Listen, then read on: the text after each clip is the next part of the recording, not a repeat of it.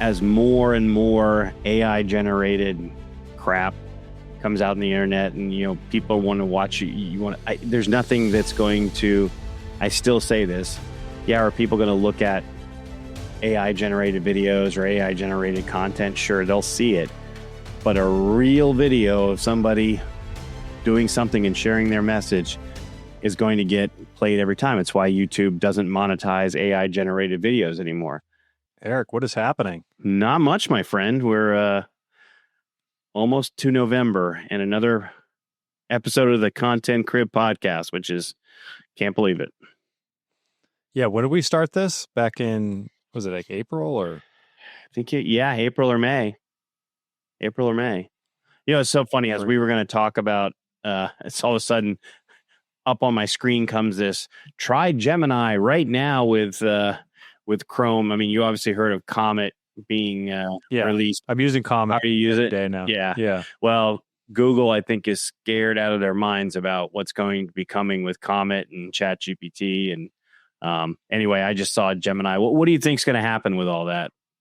Before we jump, I don't know. It's kind of funny. I think their marketing is awesome because I'm clicking their ads. Their copy for their marketing for Comet is great. Okay. I don't know if you've seen some of them. One was like a Nokia phone, like a text, and another one was. It's just like, it's hard to explain. Like, whoever their copywriters are, if I could ever be a copywriter as good as that, like, no AI can do the writing of the ads that they're doing right now, and they're trying to pay me to recommend people to use it, like a lot of money. Wow. Like if I get like 10 new users, it's like $500 or something. Interesting. Which is crazy. Okay. I haven't really started doing that yet, but I'm still kind of like testing out Comet so far. And so, just for anybody listening, Comet is Perplexity's browser. And then ChatGPT is coming out. It just launched their browser too. What did they name that? Atlas? Oh, Atlas. Yeah, that's right. Yeah. So ChatGPT is Atlas. Comet is Perplexity. Gemini is Google, which I think when we look back at this podcast in 2 or 3 years, I wonder what Google's going to look like after all this. Oh, I didn't even realize that. So Gemini is Google's AI browser? Yeah, apparently so, because it just popped up as we're talking. I saw it pop up on the right-hand side. It said, download Gemini now. And so it's Gemini inside of Chrome. Yeah. Not its own branded browser yet, but I'm sure that's where they're going. I use like 4 browsers every day because I have like different like folders on different ones. It's probably not the best it's probably why I had to upgrade my computer. But that is, I mean, I know we've talked about it before that I've heard from several people, if you're running a page ChatGPT and your computer is running slow, just close out ChatGPT, because I keep chat open all the time just because of, like you said, I want to be able to jump on stuff. And I got lots of feedback this week. I created a video on Sora of me running through the streets of some city in a hurricane with a red hat on, and it's pretty darn close. That was hilarious. I thought that was real. Yeah, no. It was 100% AI. And if you haven't checked out Sora yet, it's basically AI generated videos in a TikTok style, and you're just that's what the app is, and you can do anything.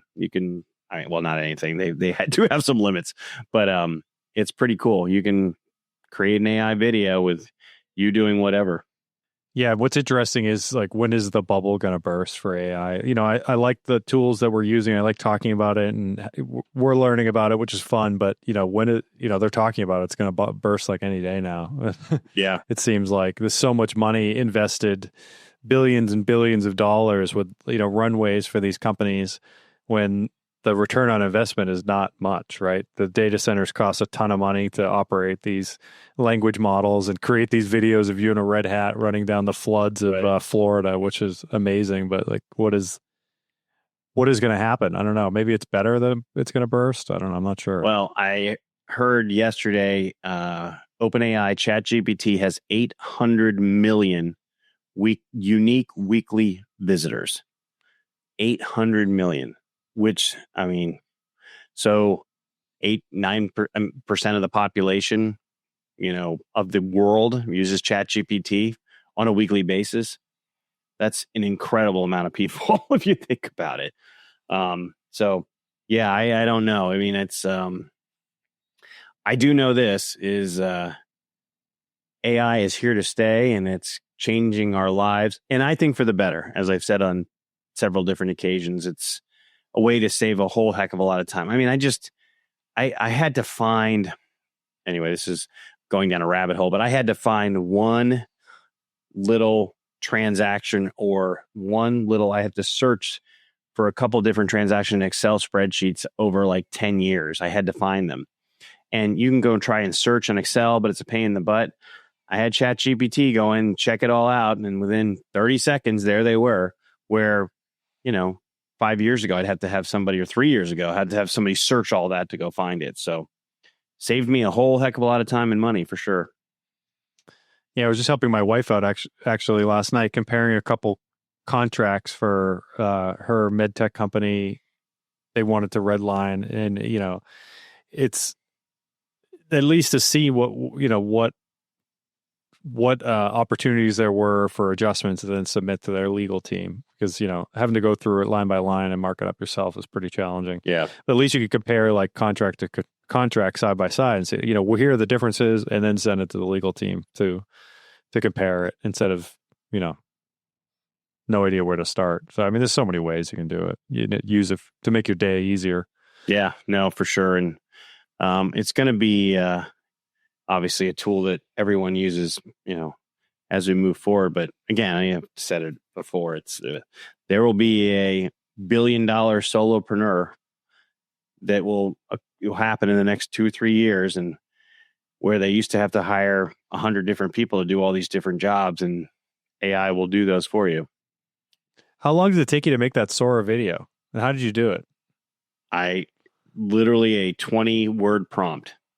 That's amazing. Yeah, and what they do is they have you, they take a picture of your face, and you go left and right like this, and boom, you hit the button, and I got a video in less than 60 seconds. And there it was. And it looked pretty real. I mean, I like to think that I'm not that husky as I was running through the streets, but anyway, but it's, it got my face. I mean, my face, it really did look like me in my face, and that kind of stuff. And, it's pretty wild. I mean, if you go on Sora and you can just basically go through videos, it's crazy to see. Yeah, when you sent over some thoughts on what we wanted to talk about today, I thought it was super interesting. What you sent over about Harvard Business Review says AI isn't just about efficiency; it's about creating space for human leadership. And why that matters to me is leaders who win use tech to amplify connection, not just crank output. And I think that there's so much AI crap out there that and not, when I say AI crap, it's not you running with a red hat. Like, that is actually impactful because you have a message that you deliver. It's pretty crappy too, but thank you. No, but for real, but for real, I mean, that is part of your message with the Red Hat Brigade, right? That's an effective use of AI to continue to push your message along, which I think is a cool way to do it, right? But there's other people that are just, eroding everybody's authenticity by putting out garbage. Yeah. There's a whole lot of that. And I mean, we talk about thought leadership all the time and personal brand. And as more and more AI generated crap comes out in the internet, and, people want to watch you, there's nothing that's going to, I still say this. Yeah. Are people going to look at AI generated videos or AI generated content? Sure. They'll see it, but a real video of somebody doing something and sharing their message is going to get played every time. It's why YouTube doesn't monetize AI generated videos anymore. They're way ahead of the curve. I think that it's going to happen on Instagram, TikTok, all the platforms. I think eventually there will always be a label that, hey, this is AI generated. And because people are just not going to watch them. I mean, it's kind of like, let's go back 50 years where now there's a Bud Light commercial every other minute. People don't really watch them. And that's going to be the same thing with AI. You're going to have the opportunity to scan right by them, as I think is going to eventually what's going to occur. Yeah. And I wanted to pivot here. And I thought this was super interesting on influencer content. I wanted to get your thought on this. I don't know if you saw, but Italy just recently introduced a strict rule for influencers. You saw this? So yeah, they're focused on transparency and responsibility.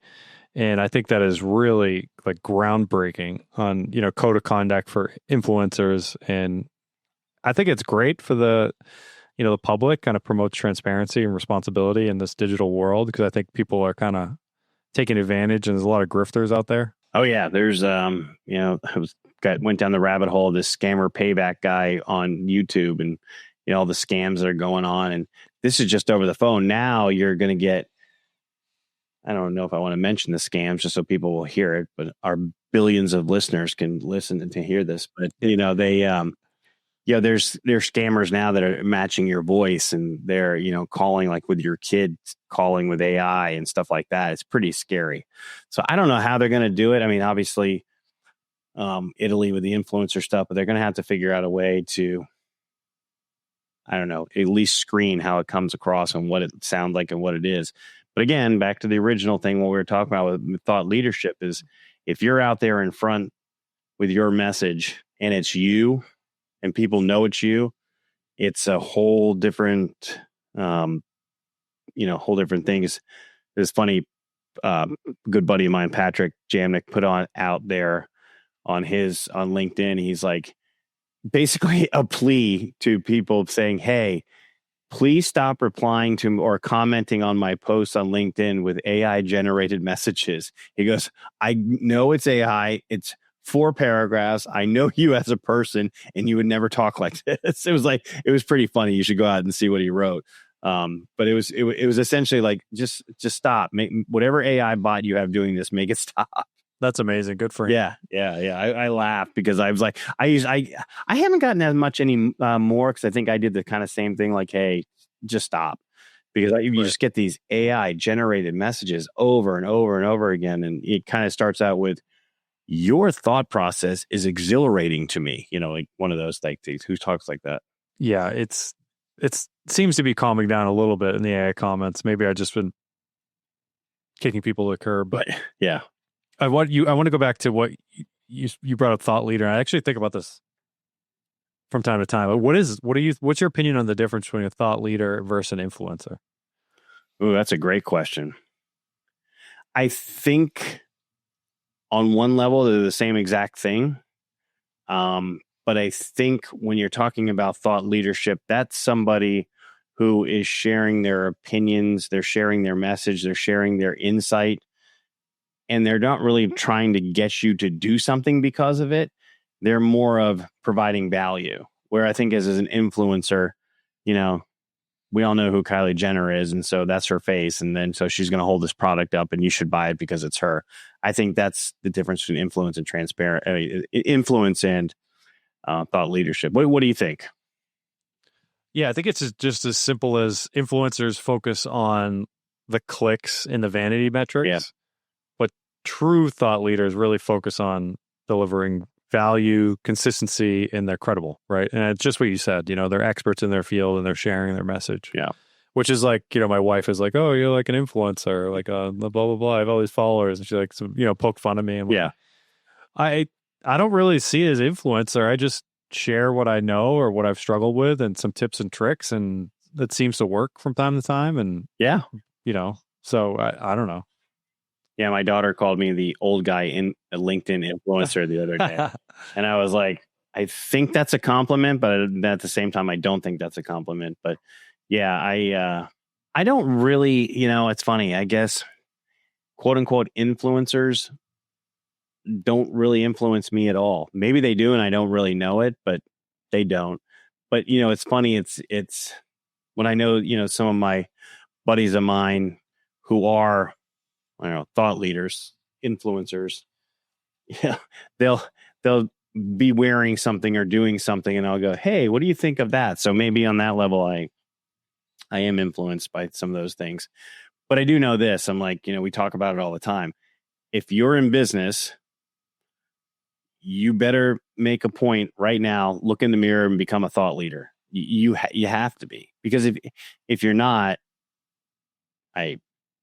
I don't know how you're going to survive. I really don't. You can hire marketing consulting agencies to do it, but in the end, they're going to turn back to you and say, hey, provide us with this, this, and this.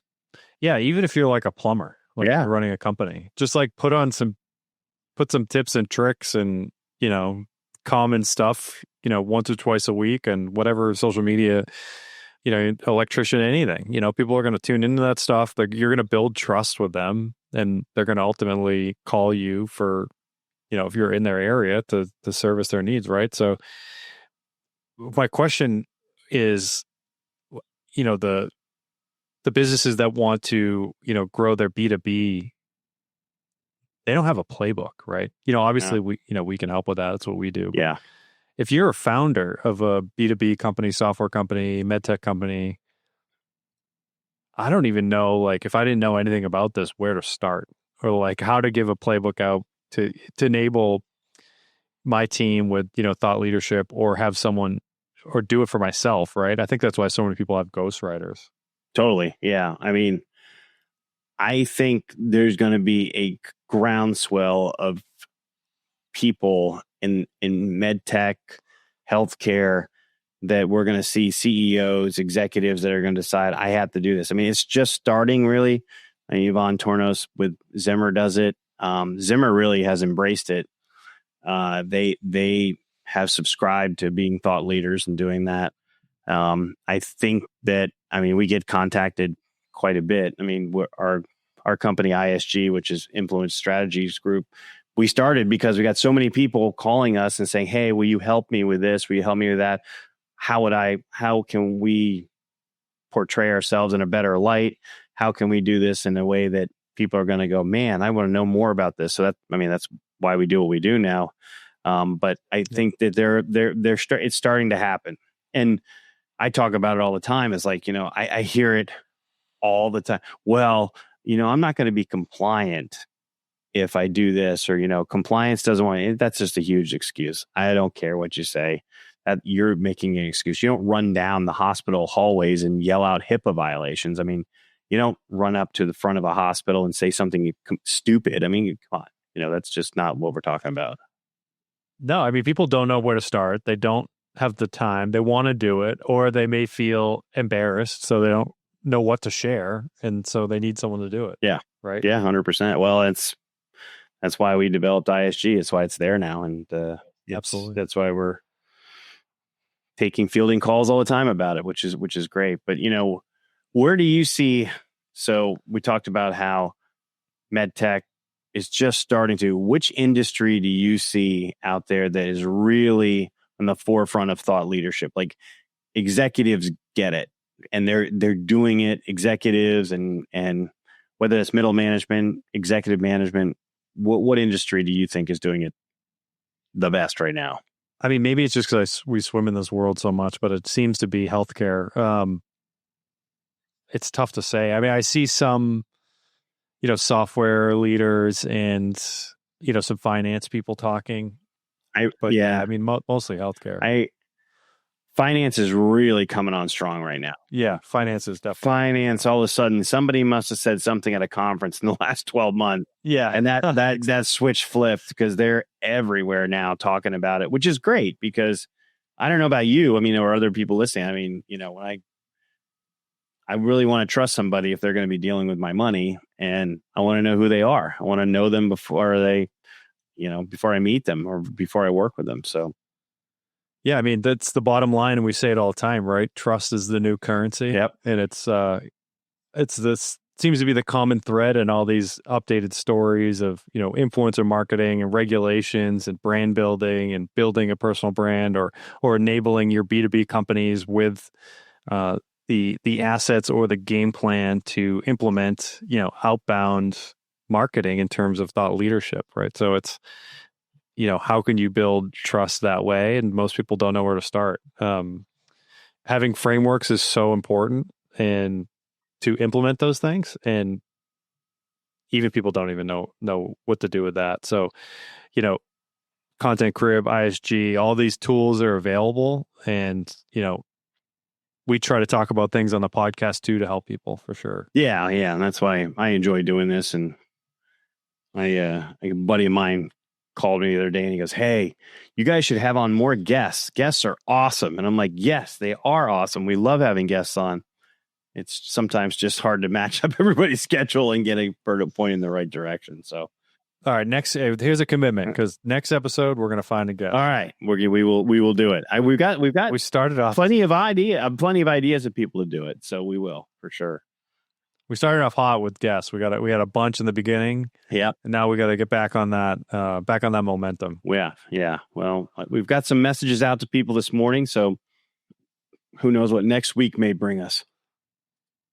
We almost need like a part-time guest booker. It's just so, difficult. Oh yeah. Well, I know. Well, what we should do is get that guy Matthew Ray Scott to do it for us. He seems to always be hanging out during. Well, it's about his time for him to come on an episode.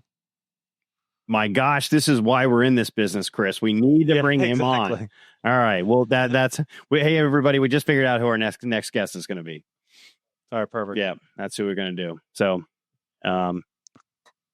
well, another podcast in the book here.